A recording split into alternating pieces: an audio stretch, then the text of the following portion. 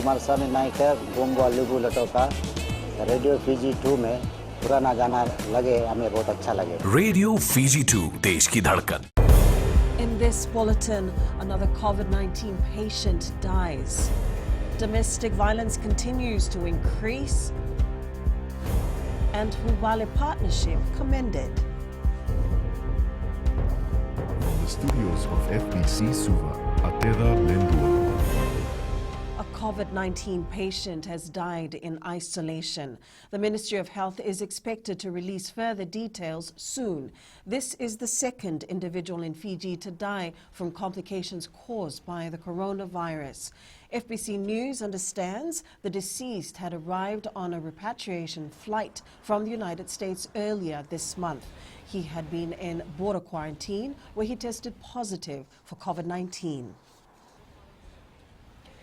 Vendors at the Suva Municipal Market have raised concerns on daylight robberies and pickpocketing, which they claim happens almost daily.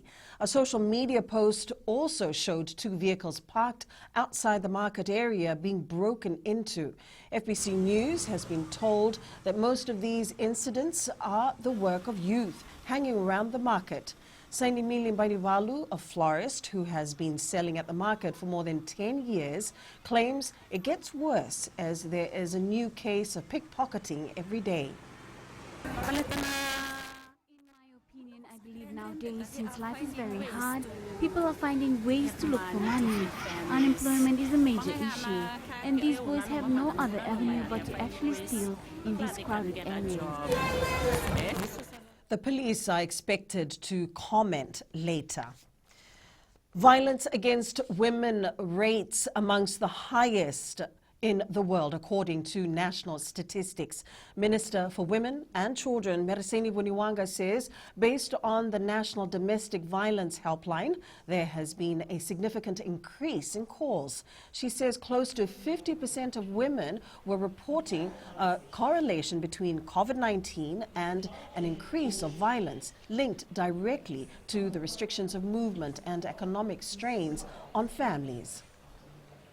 In April, 527 genuine calls to the National Helpline. 66% of the callers were women, 44% men.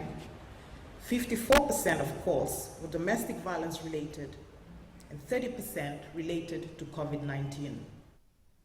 Vuniwanga says they recorded a total of 87 calls in February and 187 calls in March to the helpline number 1560. The deployment of the Mbula force to Australia in response to the bushfires earlier this year is a demonstration of the Rugby League partnership. Prime Minister Warenge Bainimarama was joined by Defence Minister Inia Serratu and Military Commander Rear Admiral William Naupoto at the 6-month anniversary of the Mbula Force last night. The event was hosted by the Australian High Commissioner to Fiji, John Feeks.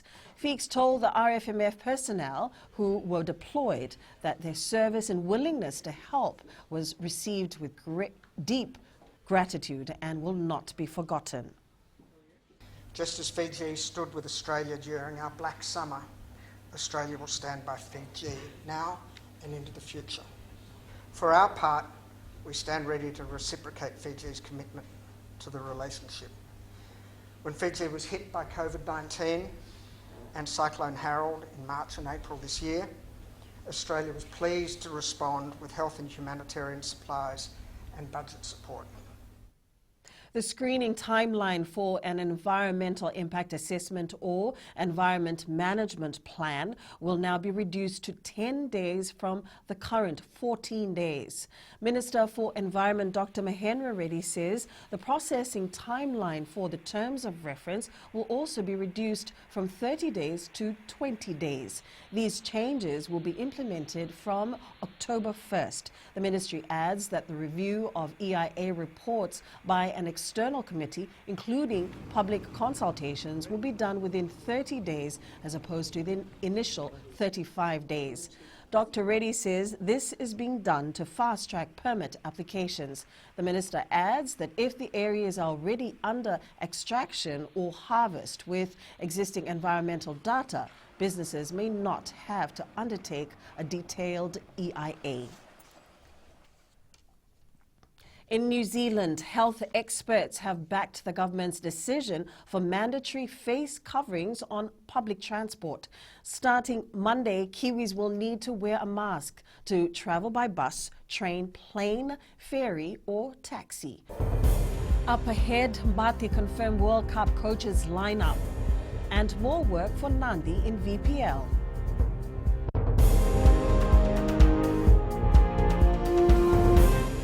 Bula FM number 2 NSR. Bula FM number 2 NSR.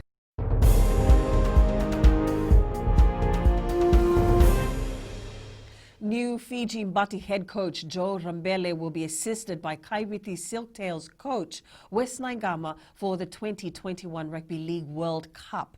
The FNRL announced Rambele as the new coach following Brandon Costin's resignation. Costin's last official day as Mbati head coach is tomorrow, and the FNRL board has also named 2 more coaches to assist Rambele and Naingama for the World Cup. Joe Sakuru is currently coaching the Canterbury Bulldogs under 18 that is competing in the New South Wales Rugby League SG Ball competition. And our strength and conditioning coach is Steve Driscoll, who is currently the strength and conditioning coach for Sydney Roosters. He's also the acting CEO for Silktails. Fiji Mbati hooker Apisai Koreisau will not feature for the Panthers against the West Tigers on Friday due to an injury. The future of futsal in Lami looks bright according to their coach, Imtiaz Khan.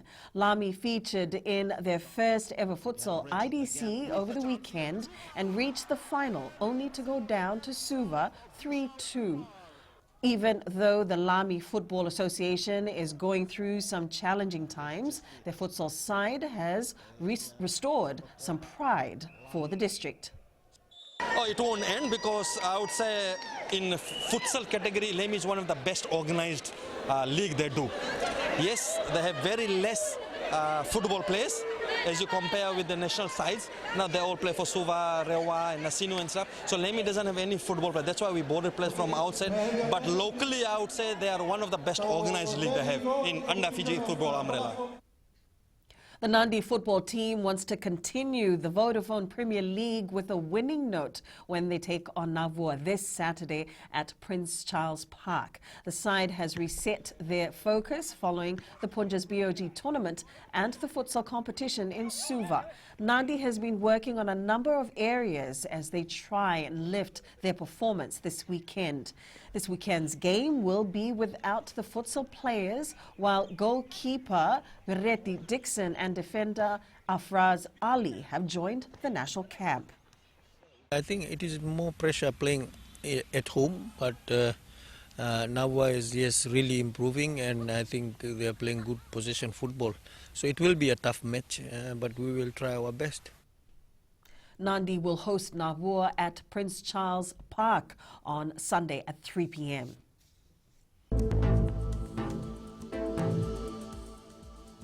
Expect the fine weather to continue with a slim chance of scattered showers in the east.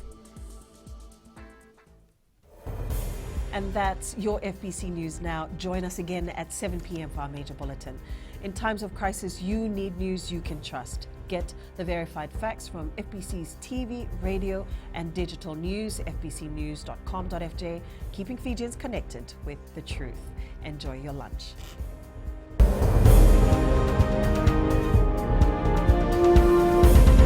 I'm from Lotoka and I love Gold FM because they play all my classic hits. Gold FM, only the classic hits.